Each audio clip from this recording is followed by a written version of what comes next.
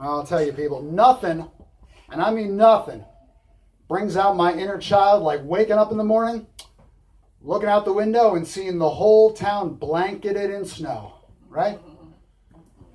Yeah, that's not actually the part that brings out my inner child. What brings out my inner child is when I then turn on the radio and hear some motherfuckers talking about remote learning. The years just fall away. It's like the oppositional defiance disorder never left me. Like, remote learning? It's a snow day! Woo. Well, but the Department of Education didn't declare a snow day. Well, somebody did. And I don't have the firmest grasp on physics, but I'm pretty sure Angelica McMillan doesn't outrank God Almighty. So, only learning I'll be doing today is learning how to sled in a town with no goddamn hills. Remote learning. That's why I put my ass on Zoom so y'all can kiss it remotely. People, I find myself at a crossroads. I was after my show here back in December. I was putting together I was trying to get my January rent together, and I found myself uttering a phrase. Now I should take some pride in being the first human to ever assemble these words in this order, but it still doesn't bode well. Imagine, if you will, how many poor decisions you would have to make to reach a point where you would utter the following. Whew! Good thing I got that stand-up comedy money. That's right, we are now looking at a situation where my future financial security may well rest in going back to the performing arts. And look, guys, stand-up comedy is a young man's game. And, I mean, you're probably thinking, yeah, Clark, we can tell just by looking at you. You're no spring chicken. Au contraire. At my age, trampolines are a terrifying prospect. But then again, I do love my Sealy Posturepedic. So you're right and wrong. But anyway, so now I don't know who saw Ricky Gervais's new Netflix special. I watched it. I watched it beginning to end of the first 6 or 7 minutes. And I believe I have found my way forward. Because look, I don't have time to pay my dues, work my way up through the ranks. I need a magic bullet. I got to have some kind of shortcut to fame and fortune. And Ricky Gervais has shown me what that is. Ladies and gentlemen, I got to get canceled. And that's where you come in. You can cancel me. But Clark, you ask, how can you cancel that which was never greenlit? I guess we'll just have to find out together. Because did you know, if you get canceled, you don't even have to write new jokes. You can just complain about people who don't laugh at your old jokes. And this is why I find that so appealing. I love to complain. And people love to not laugh at my jokes. So I feel like we can really... That sounds like Rush Limbaugh. Now the issue is I got to pick an out-grouptum to other. And all the good ones are taken. I mean, Chappelle called dibs on trans people, so that's untouchable. Can't do that. I don't know who's left. I mean, I've got kind of a running gag here where I'm always giving shit to polyamorous people, but that's not going to get me anywhere because to get canceled, you have to punch down. And it is a simple, okay, yes, they're a minority, but look, it's not punching down if your victim gets laid more than you. That's simple.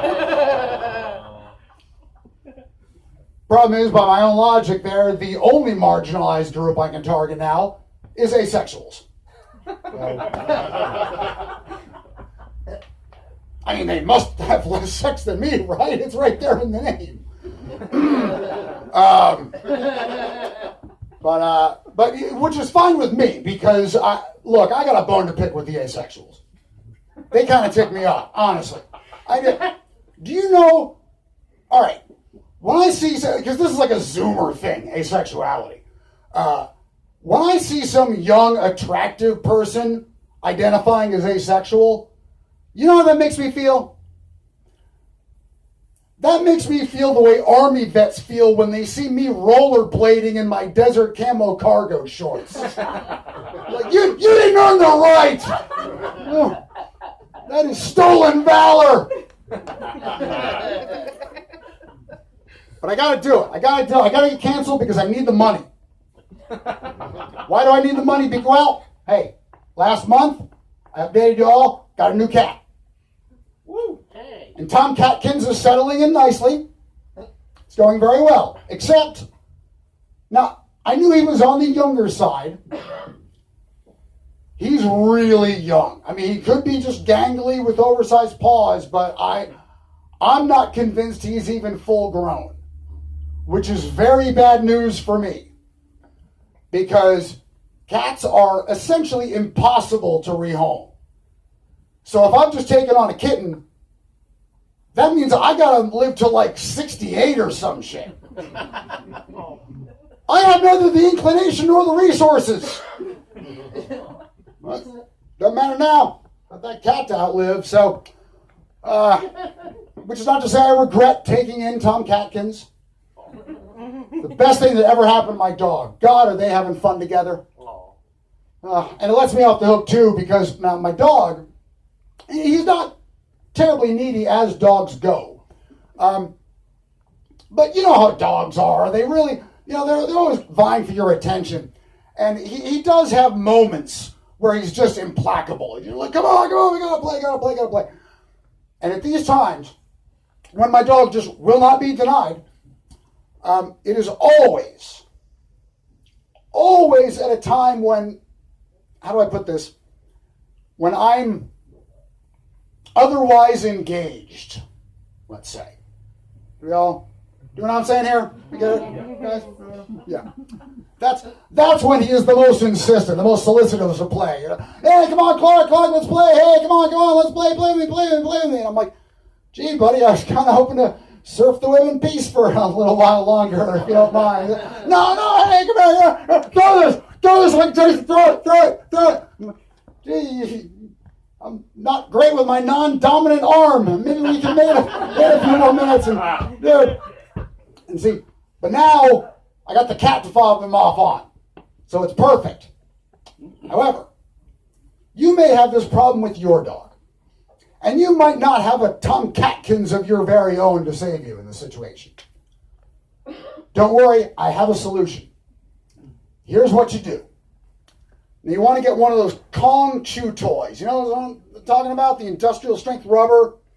It's kind of shaped like a snowman, And it's hollow with a hole in the bottom. So what you do, you take that and you coat the inside with peanut butter or cheese spread, something like that. And then masturbate with it right in front of him. Total alpha move, I'm telling you. He won't be bothering you for a while. He'll be like, wow, okay. Right, I get it. You're the pack leader. You don't have to rub it in. Or rub it out, as the case may be. I'm just going to, what's that area around my dew claw? You want me to lick you obsessively for half an hour? Can do. Yeah, so I'm just going to leave you to it. And I'll come back later when you're not treating my stuff the way I treat the golden doodle in 4F. Happy Valentine's Day, everyone.